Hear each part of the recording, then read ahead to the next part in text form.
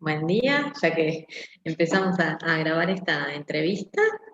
Eh, Me presento como para arrancar y después siguen los chicos.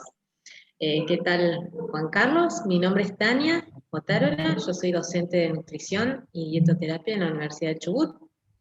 Soy nutricionista eh, y bueno, acompaño desde la parte docente a los jóvenes en esta nueva eh, actividad que se está desarrollando desde Nación y que ha llegado hasta la universidad.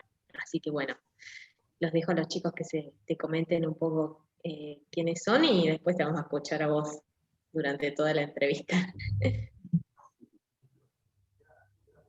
Bueno, yo soy Francisco, soy estudiante de acompañamiento terapéutico, estoy en el segundo año de acá de la Universidad de Chubut, de la sede de Rausa, y nada, el proyecto este me llamó mucho la atención porque es algo de que queríamos hacer primeramente con mis compañeras y es algo que realmente me interesa, así que quisiera saber más del proyecto y de la idea porque no me termina de cerrar algunas cositas, pero quiero aprovechar esta ocasión.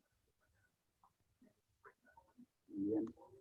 Bueno, yo soy Josefa, soy de Cholila, como dijo Moni, pero bueno, ahora estoy viviendo en Esquel porque estudio acá, estudio enfermería, segundo año, y también soy parte de la red Joven Coajic, así que ya a Juan Carlos lo vi en una clase de masculinidades, así que nada, para mí es un honor poder charlar con él y también conocer más del proyecto porque hay cosas súper interesantes y que me gustaría saber más.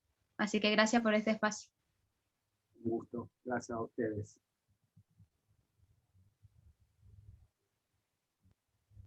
Bueno, Bueno, si querés, la Juan primera Carlos. pregunta que le mandaron la entrevista a usted, ¿no? Sí, Juan Carlos ya está al tanto. Si querés, Josefa, lo dejamos que se presente también para que sepamos quién es y después empezamos con las preguntas.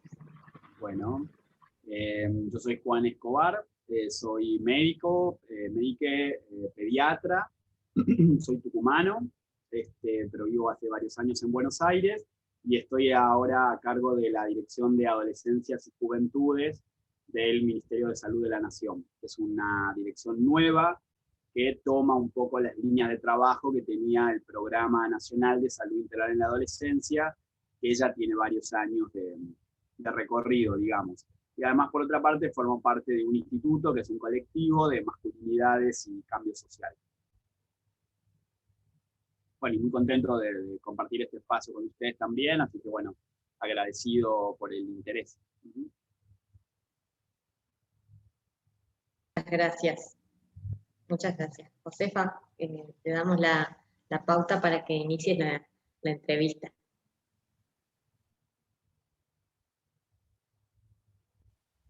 Bueno, nada, nosotros queríamos saber, antes de empezar a hablar como de lleno en el proyecto, queríamos saber dónde se formó, bueno, ya nos contó su especialidad y eso, pero dónde estudió, cuál también fue, hace cuánto que trabaja con jóvenes, así que por ahí si nos puede contar eso como para arrancar desde la base. Dale. Bueno, yo me formé en Tucumán, estudié medicina en la Universidad Nacional de Tucumán, después hice pediatría en el Hospital de Niños, ahí de la provincia, y el último año de la residencia, que en donde en general se hace como una elección de, digamos, una de las rotaciones que se hacen dentro de la especialidad de pediatría, hay una rotación electiva para que cada uno pueda elegir más o menos de acuerdo a su interés, después en el gran universo de la pediatría, y a mí me interesaba mucho infectología, incluso pensar también en toda la temática de VIH, pero en ese momento yo estaba formándome, repito, en el último año, y en la provincia había una serie de cursos que se venían haciendo, y en eso fue una persona del Hospital Italiano, del equipo de adolescencia del Hospital Italiano, Cristina Cachicari, con Alfredo Eyman,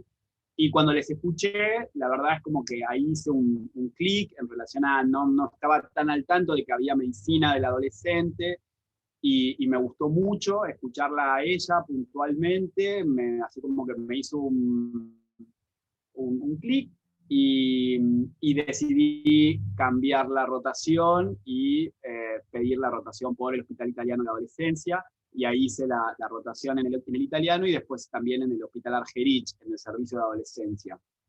Bueno, y ahí conocí que existía la residencia posbásica en salud integral en la adolescencia, acá en Buenos Aires, y entonces cuando terminé la residencia de pediatría, me vine a Buenos Aires a hacer la posbásica de adolescencia, pero esta vez ya la hice en el Hospital de Niños Ricardo Gutiérrez, de acá de la ciudad de Buenos Aires, que tiene un servicio de adolescencia también hermoso, interdisciplinario, y ahí me formé específicamente en la adolescencia, aunque también fui haciendo algunos otros posgrados y demás, en salud mental, en problemáticas juveniles, en cuestiones más psicosociales. Y por otra parte, que también me parecía también importante contarles, yo formaba parte de una militancia católica en una agrupación de voluntariado en Tucumán, en zonas rurales, en el norte de nuestra provincia, en 2 comunidades sobre todo, que se llaman Benjamín Paz y Villa Vieja, y para mí fue una experiencia también muy importante porque bueno, de alguna manera entendí que la vocación o, digamos, como el proyecto personal, ¿no?, puede ir de la mano con lo que uno hace para ganar dinero y para poder alimentarse y pagar el alquiler, ¿no? Y de alguna manera también como la sensación de, bueno, de que existen herramientas que puedan de alguna manera cambiarle el universo cotidiano a las personas, digamos, ¿no? O sea, que nuestras acciones pueden ser también en función de las necesidades de las otras personas. Y ahí, sobre todo en esas experiencias de trabajo rural, comunitario, durante muchos años, trabajé específicamente con mujeres y con jóvenes. Entonces, bueno, ya tenía también como cierto entrenamiento en el laburo con jóvenes, y era algo que evidentemente lo tenía ahí como cultivándose, pero no sabía que específicamente desde la medicina podía dedicarme puntualmente a esa franja etaria, digamos, ¿no?, de trabajo. Así que bueno, ese fue como un poco como el armado del rompecabezas para terminar, digamos, haciendo la especialidad de adolescencia. Y después, que digamos, termino la residencia, yo ahí concurso para un centro de salud acá en Ciudad de Buenos Aires, ya había decidido quedarme a vivir acá, y ahí entré a trabajar, digamos, también por una propuesta, al Ministerio de Salud, en lo que en ese momento era el Programa Nacional de Salud Integral en la Adolescencia. Eso fue el año 2011, y bueno, ya desde esa época que estoy acá en el Ministerio, ya hace 10 años. Ese es un poco como el recorrido, digamos. La verdad que un camino que debe ser súper largo y Sí, la verdad que a veces... Estamos viejos, Josefa.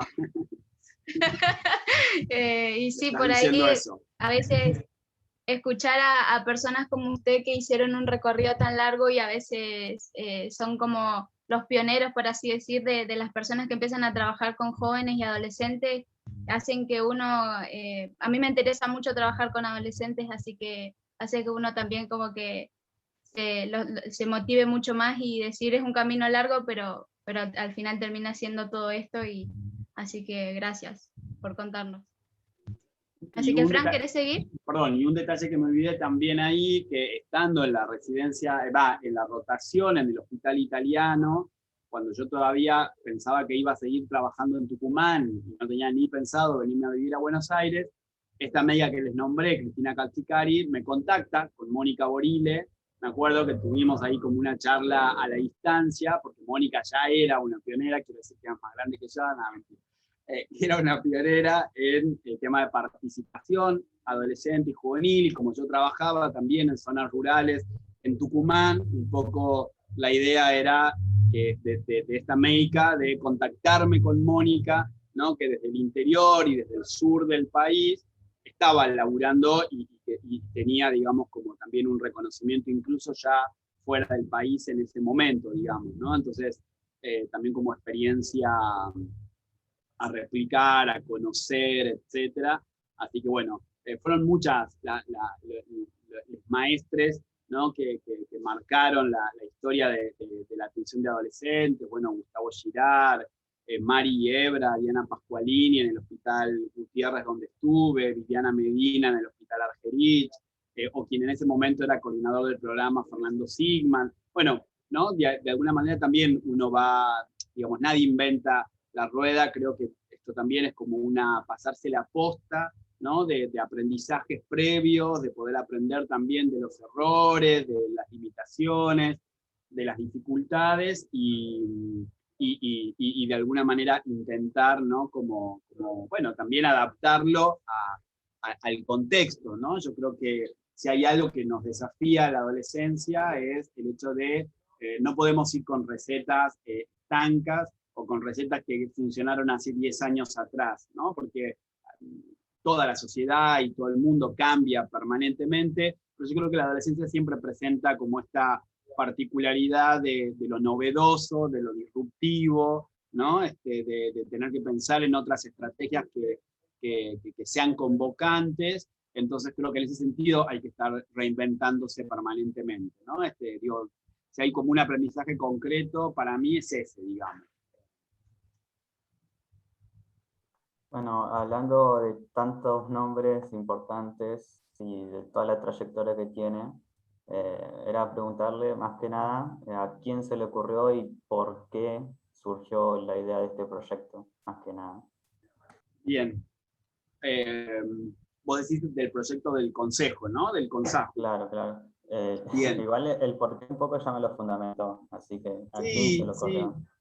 Bueno, en realidad, no sé si, digamos, te podría decir que es una idea que yo la tenía como en la cabeza hace bastante tiempo, digamos, pero no sé si se me ocurrió a mí, digo, también tiene que ver con esta cuestión también de construcción colectiva, ¿no? Con compañeros en ese momento del equipo del programa.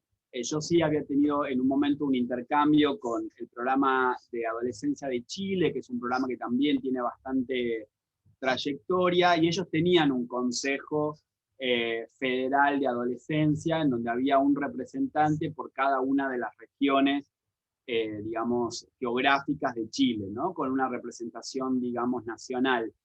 Y me acuerdo que en ese momento, cuando yo conocí esta experiencia en Chile, la traje acá al ministerio como para ver la posibilidad de replicarla. La diferencia es que Chile es un país, digamos, centralizado, en donde todas las regiones dependen como del mismo estamento. Nosotros somos un país federal, entonces cada provincia tiene su autonomía, tiene su constitución, tiene su estructura sanitaria, con lo cual era mucho más difícil pensar en ese esquema tan armado de 2 personas por provincia para constituir el consejo, ¿no? Lo que sí nosotros ideológicamente desde el programa, lo que teníamos era la certeza de que la participación adolescente, primero de que es un derecho, está en la Convención de los Derechos del Niño, ¿no? La autonomía progresiva, el interés superior, el derecho a ser oída y la participación directa en las decisiones que se tomen, o sea, forma parte de nuestro marco normativo de la Constitución, pero eso llevado a la práctica era como muy difícil también, digamos, ¿no? En el sentido de que hay muchas instancias de participación en donde se hace un foro y se traen chicos y podemos preguntarles qué piensan a los chicos, pero que eso sea realmente una participación activa, protagónica, etcétera, hay como una distancia, digamos, ¿no? Porque en realidad, digo, muchas veces pasa que los chicos reproducen por temor, por expectativa, discursos adultocéntricos, ¿no? O nos dicen lo que nosotros queremos escuchar o lo que ellos creen que nosotros queremos escuchar para dejarnos tranquilos o conformes, ¿no? Lo hacen con los padres de alguna manera también muchas veces. Y en estas instancias de participación a veces también pasa eso y otras no, por supuesto depende de cómo está pensada. Entonces, bueno, ahí hubo como distintas fases en el proceso de participación hasta poder llegar a este proyecto específico que es el Consejo de Salud Adolescente y Juvenil, Y tiene que ver también, básicamente, creo, con una decisión política, digamos, ¿no? O sea, cuando nosotros en ese momento le presentamos la idea más acabada, si se quiere, porque hay una historia previa de instancias de participación, incluso desde el año 2011, en que hicimos unos foros en conjunto con UNICEF, que se llamaron Nada sobre Nosotros, con una arroba, sin nosotros. Digamos, y de ahí un montón de experiencias para poder llegar al consejo que salió por resolución ministerial. Bueno, hay una decisión política, ¿no? Cuando se lo presentamos a las autoridades, en ese momento al subsecretario y a la que era viceministra, hoy la ministra actual, Carla Bisotti, ahí nomás dijeron, sí, nos encanta, digamos, ¿no? Y de hecho, el expediente para que salga la resolución ministerial creo que salió en 15 días, digamos, y acá un expediente puede estar un año dando vuelta entre las distintas etapas hasta que llega a la firma del ministro, ¿no? Cuando hay decisión política, evidentemente, porque queríamos además que se presente la resolución el 21 de septiembre, ¿no? Que era el día de los estudiantes y bla. Así que bueno, un poco el proceso, te diría que de construcción del armado del CONSAJU es una construcción colectiva. Yo creo que ninguno de nosotros podría adscribirse, ¿no?, la firma de la idea original, sino que fue como una sumatoria de cuestiones de armado hasta llegar a esa resolución, e incluso hoy estamos ahí como armando la estructura y pensándola todavía, digamos, ¿no? Yo hablo un montón y por ahí me voy por las ramas, así que ustedes pueden interrumpirme y decirme, volvé a la pregunta, Juan, porque esto no nos interesa. Está bien, está bien. Y bueno, ya que nos contó cómo surgió este proyecto, ¿cuál es la finalidad del CONSAJU? Bueno, la finalidad del CONSAJU es básicamente generar una estructura formal de participación y protagonismo adolescente para que puedan incidir en las políticas públicas destinadas a la población destinataria, digamos, ¿no?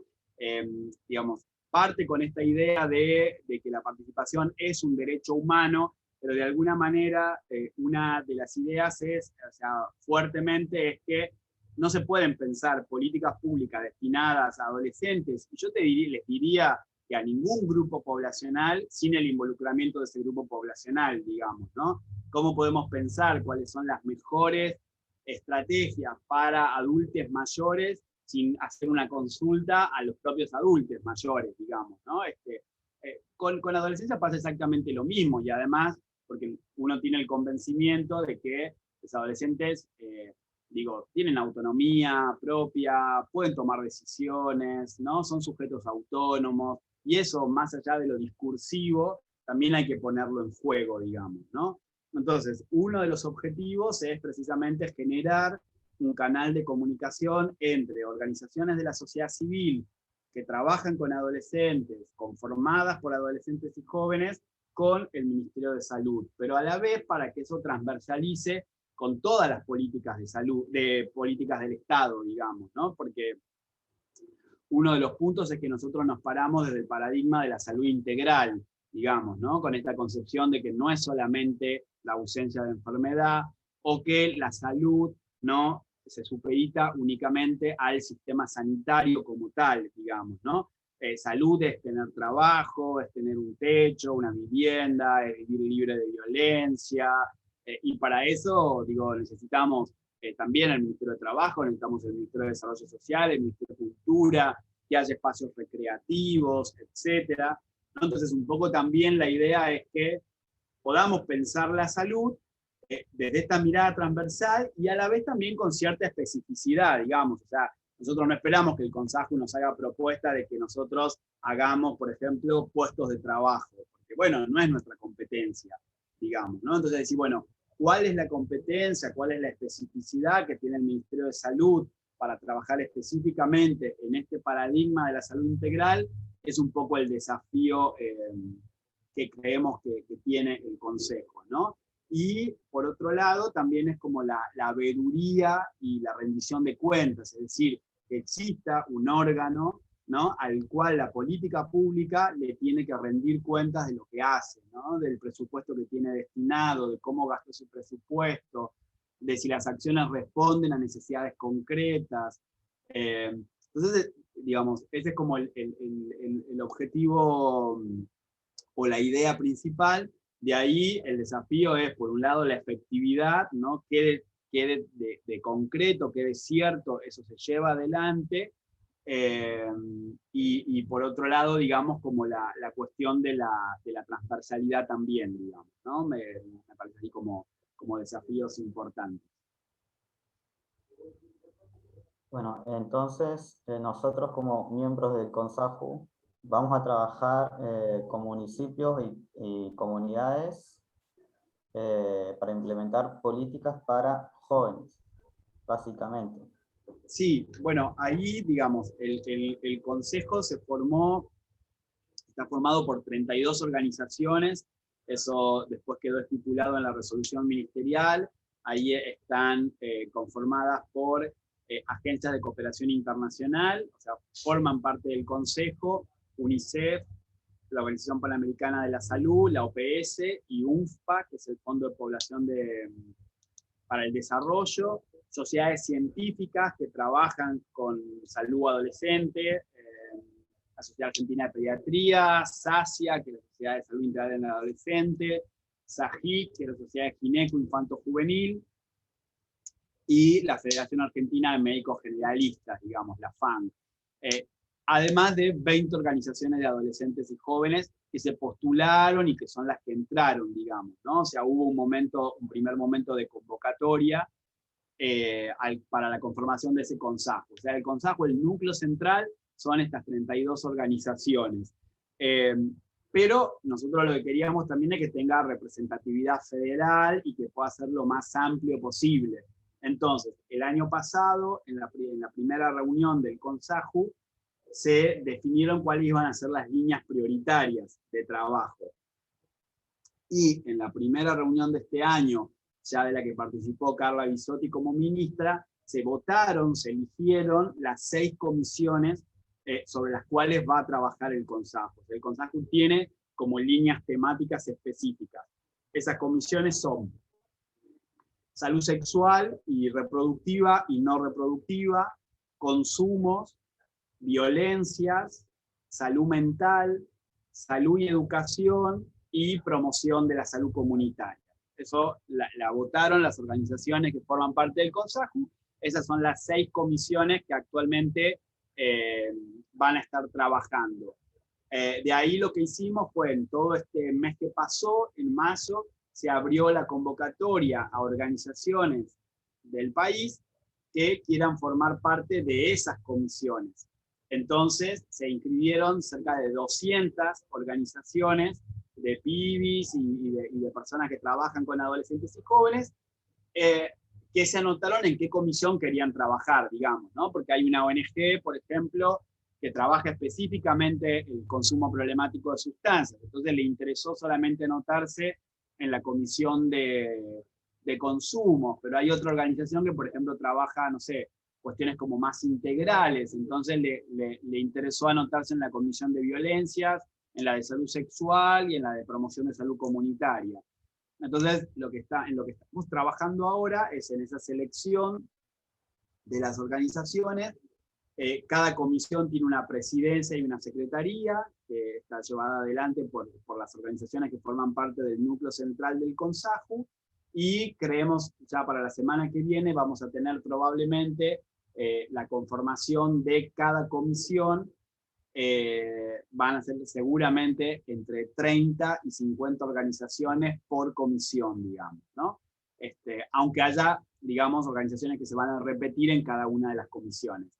Entonces, de esta manera, a través del trabajo de comisiones, nosotros estamos intentando garantizar la federalidad y la representatividad en el consejo, aunque no tengan voz y voto esas organizaciones, digamos, ¿no?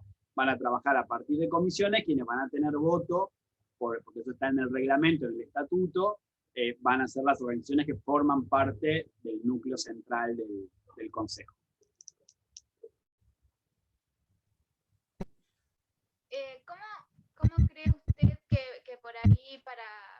llamar la atención de nuestros pares, ¿no? De los y las adolescentes y jóvenes.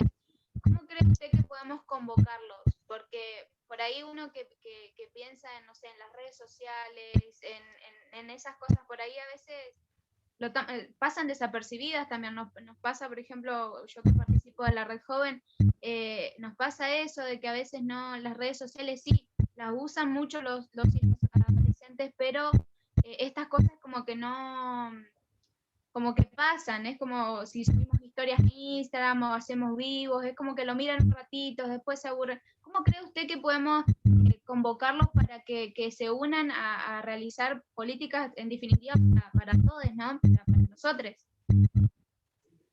Sí, es una pregunta difícil, Josefa, me parece, y creo que ese es como el mayor desafío, digamos, ¿no? De hecho, nosotros cuando empezamos a pensar en cómo efectivizar o al menos aproximarnos a efectivizar la participación adolescente, abrimos una convocatoria, esto fue en el año 2019, abrimos una convocatoria a organizaciones de adolescentes y jóvenes de Ciudad de Buenos Aires y de provincia de Buenos Aires, porque nuestra idea era sumar adolescentes al equipo, digamos. Entonces, digamos, nosotros somos un equipo de profesionales, adultos, todos, interdisciplinario, hay médicos, psicólogos, trabajadores sociales, comunicadoras, antropólogos, sociólogos, etcétera. Pero todos adultos, ¿no? Entonces decíamos, bueno, podemos estudiar, podemos ayornarnos, podemos hacer un foro para preguntar a los pibes cómo quieren hacer el logo, de la dirección, etcétera, pero nos parecía un desafío o un paso más incorporar chiques a la dirección, que trabajen con nosotros en la computadora, que estén en el día a día, que estemos en reuniones de equipo, etcétera.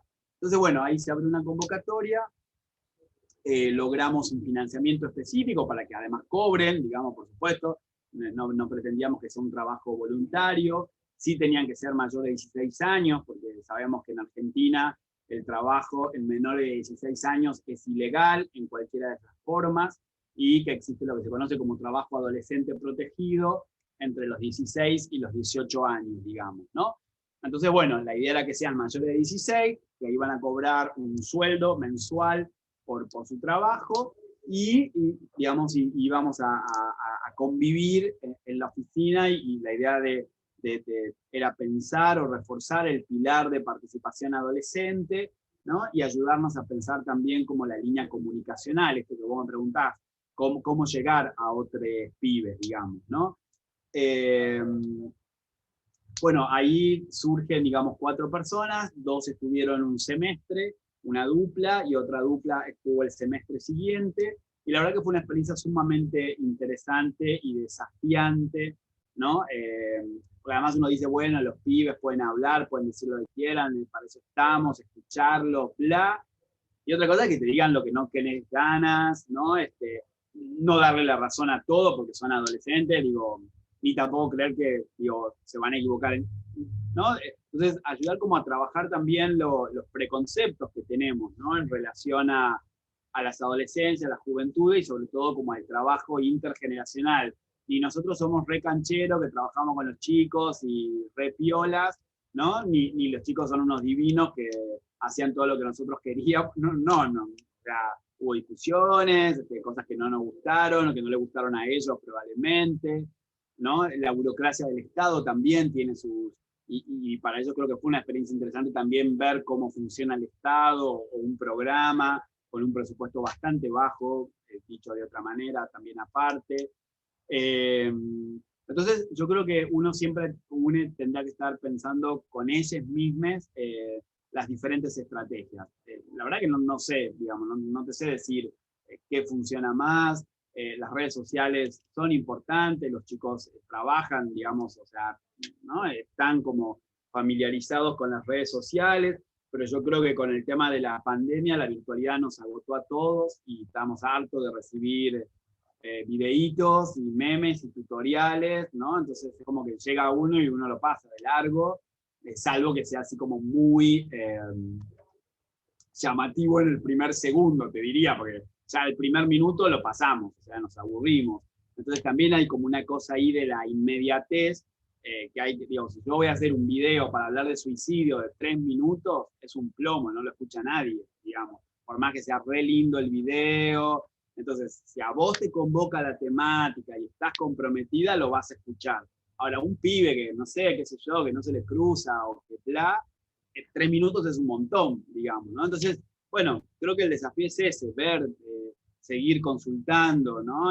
Probar, animarnos a que nos digan, esto es una cagada, perdonen, o sea, no sirve, no nos gusta nada, háganlo de vuelta, digamos. Entonces, bueno, ¿no? También hay que animarse a eso, me parece. Vuelvo a insistir sin caer en esencialismo de que los pibes son divinos todos y la tienen re clara, porque no es así, digamos, ni nosotros, ¿no?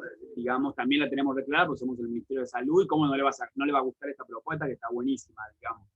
Entonces, bueno, cómo dialogar con eso, yo creo que es como el mayor desafío. Nosotros, de hecho, en el Ministerio no tenemos redes sociales propias de la dirección, entonces eso también es una incoherencia, digamos, en el sentido de que, bueno, cómo querer comunicarle a pibes cuestiones si ni siquiera tenemos un lenguaje, ¿no? Apropiado o adecuado para ellos, entonces también eso es como una larga discusión acá. Así que bueno, en principio a mí me parece que es siempre como ponerlo a discusión, digamos, ¿no? No dar por sentado nada, digamos.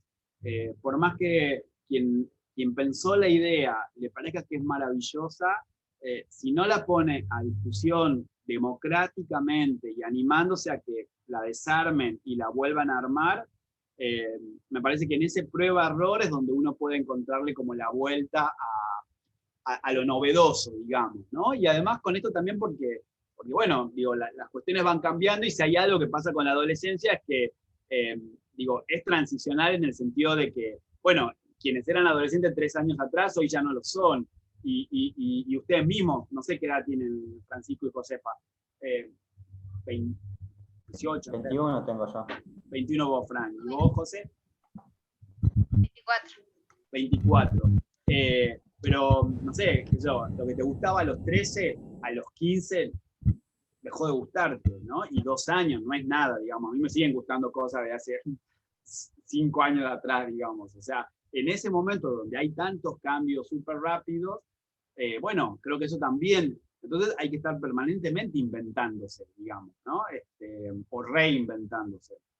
Entonces creo que va un poco por ahí también el hecho de convocar y vuelvo a insistir como el escuchar, digamos. Capaz que para ustedes el tema del suicidio es súper importante, pero a los pibes no les convoca ese tema en puntual. Pero si vos les hablás, no sé, de emociones o salud emocional o no sé, cómo hacer para no estar sole, capaz que ahí sí les convoca. Y eso también es trabajar en prevención del suicidio, digamos, ¿no? Pero tenemos como esta cosa de, sobre todo quienes trabajamos en salud,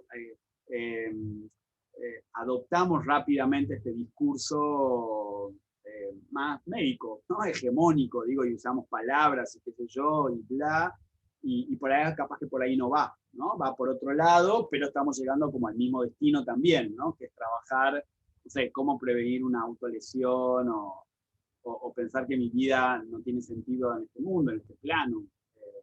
Bueno, ¿no? Estamos ahí entrando como en otro universo de... Es muy amplio, ¿no? Esto, Sí, la verdad es que te felicito, me encanta escuchar todo lo que contás. Me gusta la humildad con la que presentas las cosas. Te muteaste, Tania. Sin querer, ahí está. Nada, que esto me gusta mucho que hablas de nosotros o de nosotros, de un equipo, de la humildad con la que te manejas, está buenísimo y cómo haces que todos los que te apoyaron o te acompañaron en el proceso son parte de todo esto, ¿no? Eso está buenísimo. No es común encontrarse con eso. Y bueno, yo escuchándote veo el interés de los chicos, que yo quiero o imagino que representa a todos los jóvenes que después van a escuchar esta entrevista, ¿no? Y a la vez, escuchándote recién cuando hablabas de suicidio, que ayer estuve en un foro de suicidio justamente que compartieron ahí en un grupo de Mónica, y qué difícil que es centrarse a veces en un tema, porque cuando entras a trabajar sobre una edad tenés tantas temáticas y tantas cuestiones que tenés que aprender a ir priorizando por lo menos cuestiones y ir dando lugar, que por ahí también es lo que vamos a tener que ir haciendo más adelante seguramente, con estos análisis de situación de salud y demás que se van a ir generando seguramente con el correr del crecimiento de este proyecto, ¿no? Y bueno, nada, es como un cortar así un cachito y dejo que José o Fran sigan haciéndote la entrevista a ver qué otra pregunta más tienen.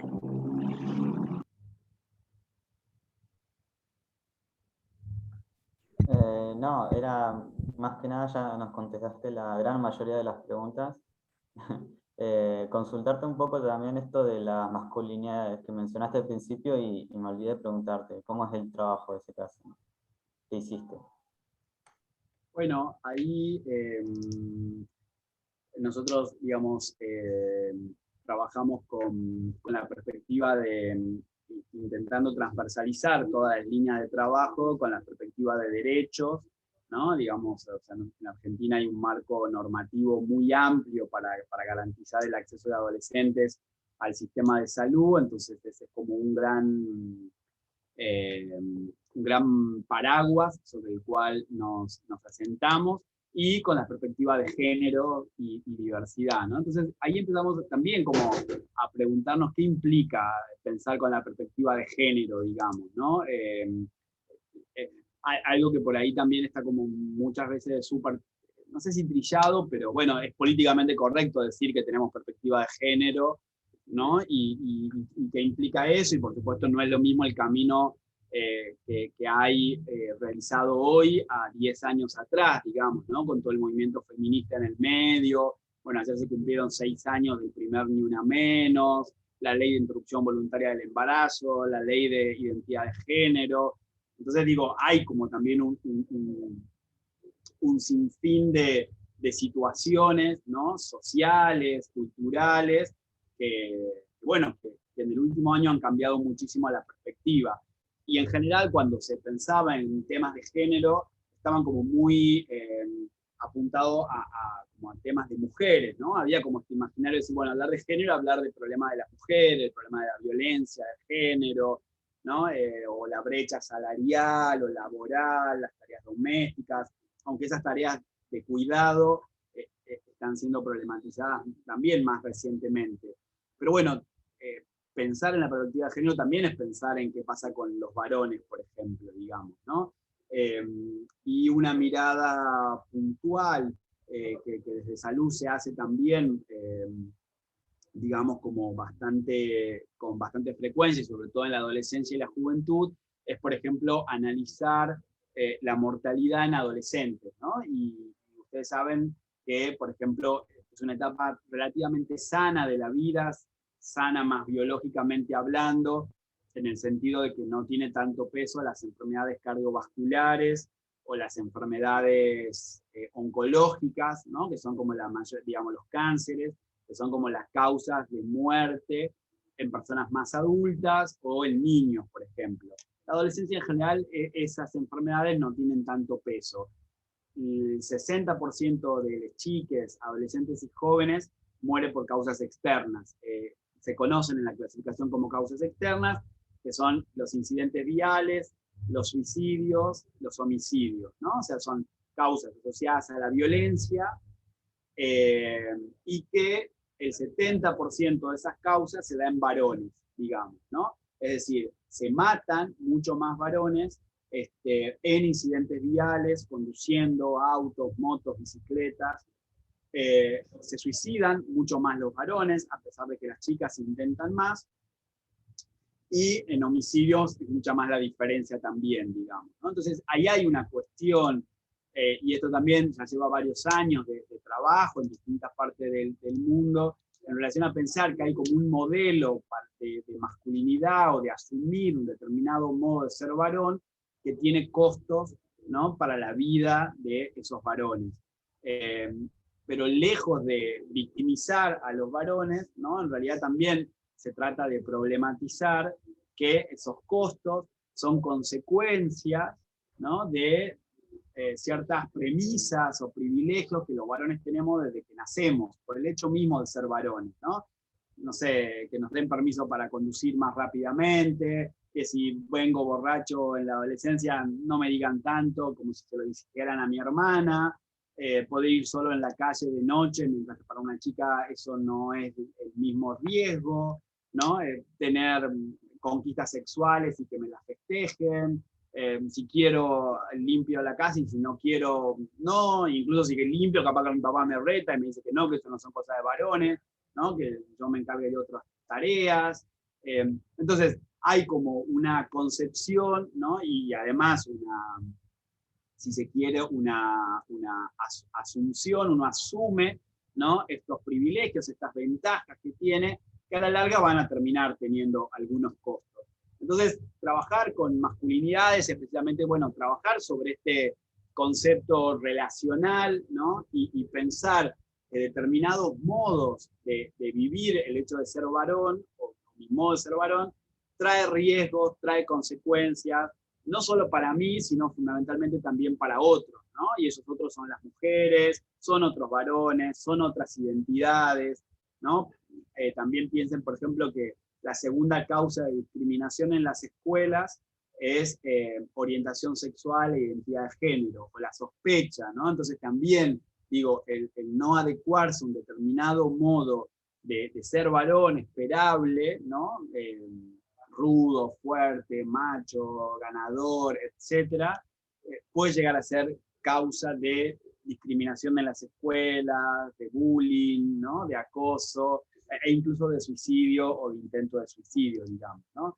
Entonces, bueno, se trata de trabajar un poco eso, desde una mirada relacional, ¿no?, en el sentido de que mis vinculaciones pueden afectar a otros, ¿no?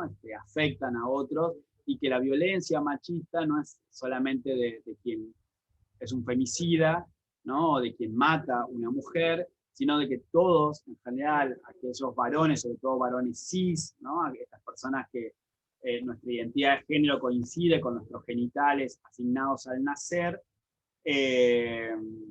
digamos, tenemos prácticas machistas o micromachistas que tenemos que revisar, ¿no? También para ser más libres nosotros, más felices, o intentarlo al menos, digamos, ¿no?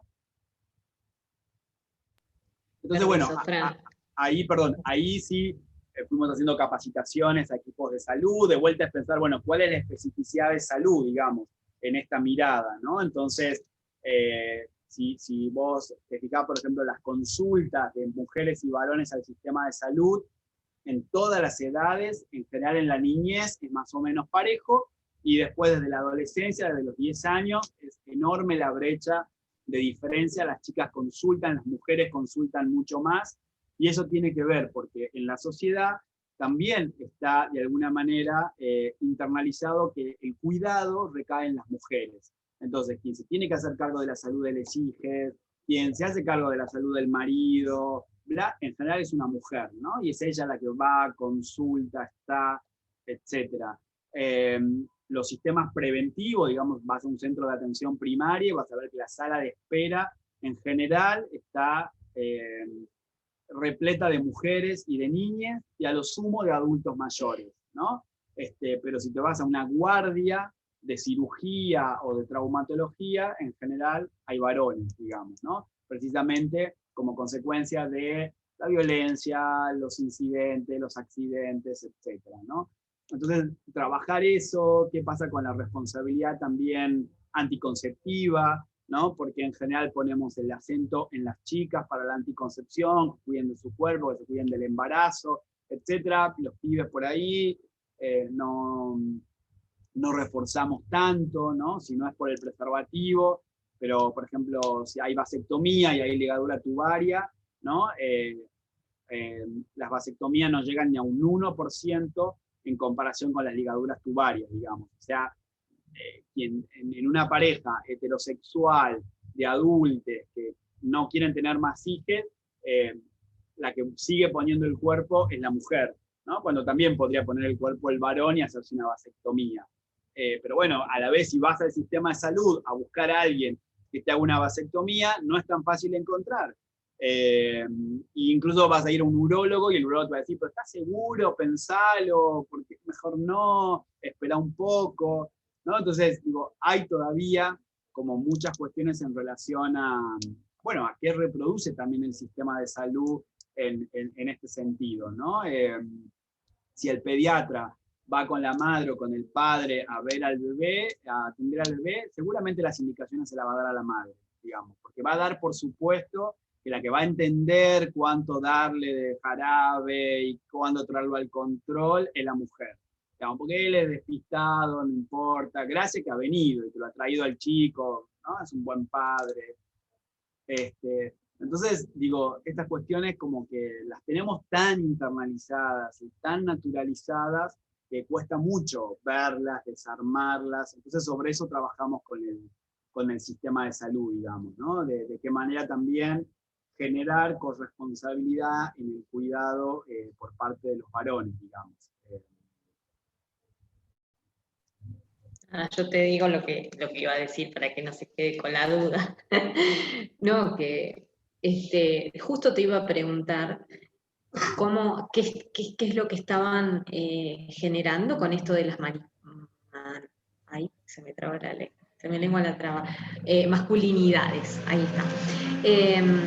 ¿Qué acciones y qué actividades, que bueno, justo comentaste algunas capacitaciones y demás, porque la verdad es que está muy bueno. Yo lo que noto a veces es que se pone énfasis a un tema y se dejan los otros por momentos, ¿no? Por ejemplo, en las escuelas se aborda mucho género y se deja un poco de trabajar lo que es la salud, digamos, la parte de anticonceptivos, lo que tiene más que ver con la sexualidad, ¿no? Y la reproducción.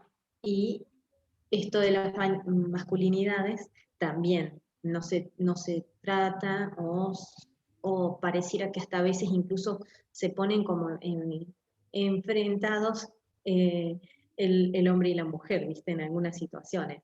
Y está genial, o sea, me pareció muy bueno y de hecho es algo perdón, toqué otra vez el micrófono, que hace mucha falta. Desde el punto de vista de que cuando uno trabaja se tiene que poner a pensar, ¿no? Que uno tiene hijos, tiene papá, o tiene hermanos, o tiene marido, alumnos, ¿no? Y alumnas, y bueno, hay una diversidad enorme de personas con las que uno tiene que convivir y que estamos todos incluidos, que a veces se empieza a trabajar y se empieza en vez de incluir, se empieza a excluir, ¿no? Está buenísimo. Sí, es un desafío, digamos. Nosotros en el año 2017, 2018 hicimos una investigación, la coordinó una compañera de acá de la dirección, Agustina, y sobre construcción de masculinidades en varones adolescentes escolarizados. De hecho, Chubut formó parte de uno de los grupos focales, y lo hicimos en Comodoro Rivadavia, en una escuela secundaria de Comodoro, y en el norte, en Entre Ríos, en Tucumán, en Provincia de Buenos Aires y en Capital Federal, y la relación con la salud, digamos, ¿no? Y en chicos de 14 años y en chicos de 17 años. Y la verdad que, digamos, es como muy sorprendente ver cómo hay ciertos discursos que ya a esa edad están bastante internalizados, digamos, ¿no? En relación a que, bueno, somos violentos los varones porque así es la biología, ¿no? Justificar el machismo, digamos, en cuestiones como más biológicas, anatómicas, no considerar a las chicas como un par, digamos, ¿no? Sino como algo inferior, que hay que cuidar incluso, pero, digamos, o sea, si hay que cuidarla y protegerla es porque es más débil, digamos, ¿no? Y ese paradigma todavía pesa fuertemente, incluso la socialización a través de la violencia, entre amigos nos cacheteamos, nos golpeamos, eso está bien, es una cargada, ¿no? O sea, la cuestión también de la dificultad para expresar las emociones, el hecho de que no van al sistema de salud hasta que no se les vea el hueso, digamos, solo van al centro de salud cuando están destruidos, digamos, ¿no? No hay consultas preventivas, porque en general lo vemos como cierto signo de debilidad. Hay algo ahí también como muy importante y que además en la adolescencia se pone en juego y que es el grupo de pares, digamos, ¿no? O sea, quienes detén, digamos, quienes están ahí mirando qué tan hombre soy o qué tan macho soy, son mis amigos, mis compañeros, mi papá, mi tío, ¿no? Entonces, no hagas esto de nenas, bla, sos cagón. Entonces, digo, ahí hay como muchísimo para desarmar y creo que tiene que ver como con distintos niveles, ¿no? Digamos, esto que vos decís, Tania, tenés tus hijos, tenés tu marido, digo, pero a la vez también, digamos, hay un momento en donde, digo, quiero decir que uno puede trabajar como a un nivel micro, como es la familia y la educación de la familia, de los hijos, a un nivel más medio, como pensar, bueno, las políticas de educación, qué pasa en la escuela, ¿no? El sistema de salud, etcétera, y después como a nivel de políticas, ¿no? Que vayan como cambiando un poco la cabeza de alguna manera, o que los cambios sociales también de alguna manera impulsen leyes o políticas públicas, digamos, ¿no? Como pasó con la ley de matrimonio igualitario o la ley de identidad de género, digamos. Incluso si uno pensara, por ejemplo, no tengo exactamente el número, pero hay muchísimos proyectos para ampliar la licencia por paternidad, digamos, ¿no? Ese también es un gran tema, digamos. O sea, el Estado considera que con 3 días en algunas provincias, en algunas jurisdicciones, para los varones es suficiente, digamos. Entonces lo que está diciendo es que el cuerpo del varón es necesario para producir dinero, a producir trabajo, y no para el cuidado del hijo. Para el cuidado del hijo ya está la madre, digamos, ¿no? Entonces, digo, eso es un discurso claro que tiene el Estado en relación a cuál es el rol de los varones en la crianza. Entonces, ¿qué podemos, digo, y no es para justificar, digo, sino simplemente como para entender, digamos, que hay procesos, ¿no? Bueno, que de alguna manera también se van dando, digamos, de hecho la ley de parto respetado tampoco recién, digamos, no en todas partes se cumple, ¿no? Y que implica, por ejemplo, también la presencia del varón en el momento del parto, digamos, del cogestante, si es que la mujer así accede. Bueno, hay, digamos, como algunas acciones que se pueden ir trabajando, por supuesto, pero bueno, como que se requieren intervenciones en diferentes niveles, ¿no? Y eso me parece que también es lo que hace un poco a la complejidad del tema, digamos. La pandemia también ha puesto como en tensión situaciones de violencia, ¿no? La situación, digo, el número de femicidios también ha aumentado, los casos de abuso sexual, de violencia, digo, todo eso es masculinidad, digo, tiene que ver con pensar que los cuerpos, ¿no? Las energías, esto lo dice un compañero del instituto, están a disposición de los varones, digamos, ¿no? Los cuerpos, las energías de las mujeres, de otras identidades, están para saciar, digamos, nuestras necesidades. Y eso se aprende desde chico, la verdad. Entonces, por eso yo, digo, creo que apuesto ayer, o no me acuerdo dónde, hablábamos en qué momento yo consideraba necesario trabajar la temática, y para mí creo que el trabajo con niñas y adolescentes es clave, porque digo, ahí es donde uno también puede pensar en la posibilidad de recambio generacional. Y no es para tirar la pelota a los pibes y decirle, bueno, ustedes son el futuro, ¿no? Una clásica, sino, pero sí entender que de alguna manera hay ahí como una cosa que se está como moviendo, que está cambiando, hay un aprendizaje permanente, y creo que hay que aprovechar eso también, digamos, ¿no? Cuando uno le enseña a un niño en el preescolar a lavarse los dientes, o a lavarse bien las manos, ¿no? Después el chiquito va a la casa y le dice a la madre, ¿no? Muchas veces cómo se tiene que lavar las manos, digo, esa posibilidad también de entender la capacidad y la plasticidad de las infancias y las adolescencias para aprender, para modificar, yo creo que es clave, digamos, ¿no? Porque, bueno, ahí hay también menos años de andamiaje cultural y digamos, es más fácil resetearse a los 15 que a los 45, pero de vuelta sin caer en generalidades, porque hay personas a los 46 que nos seguimos pensando e intentando modificar, y hay personas que, no sé, a los 18, digo, tienen una estructura bastante más rígida, ¿no? Entonces eso también es relativo, obvio. Así es, un tema súper amplio y que Ujú. es muy abarcativo además. Así que bueno, vamos a ir redondeando, ya terminando la entrevista con alguna última pregunta. Lo dejo a Francisco que te diga la pregunta. Sí, es un tema el de las masculinidades como para tener otra conversatorio de que sea un toque más largo. Te hago la última pregunta. ¿Qué tienen pensado para el Consejo Consajú al futuro? ¿Cuál es la idea que tienen para el futuro? Bueno, el futuro también es amplio, Francisco, Josefa, entonces te puedo decir lo que tenemos pensado para este año y a lo sumo para los próximos 2 años. La idea es trabajar, como les decía, en las comisiones, estas 6 comisiones que se armaron, hasta mitad de año, un poquito más ya, porque estamos bastante avanzados. La idea es poder hacer un diagnóstico de la situación del país, de las adolescencias, en relación a esos ejes temáticos, digamos, ¿no? O sea, salud sexual y no reproductiva, consumos, violencias, salud y educación, salud mental y salud comunitaria, digamos, promoción de la salud comunitaria. Digamos, un diagnóstico que implique también priorización de líneas de trabajo, porque no diría violencia, se puede pensar, no sé, es amplísimo el abanico a la hora de pensar un diagnóstico en relación a violencia, pero también, de vuelta, el desafío es la especificidad de salud, ¿no? ¿Qué puede hacer el ministerio también en relación a esto?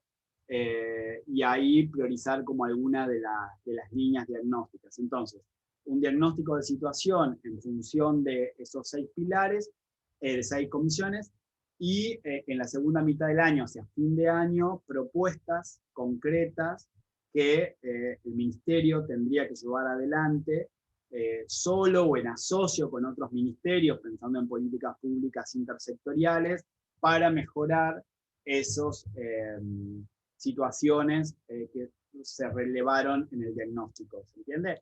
Y que esas propuestas puedan armar el plan de trabajo 2022-2024, digamos, ¿no? O sea, poder armar como un plan de trabajo que implique presupuesto, por supuesto, digo, hay después toda una negociación y digo, pues yo puedo decir, bueno, que haya, no sé, centros culturales en todos los municipios, digamos, para generar situaciones de recreación en los pibes, digamos, que haya plazas, juegos al aire libre, ¿no? Digamos, bueno, para eso necesita plata, presupuesto, decisión política, etc.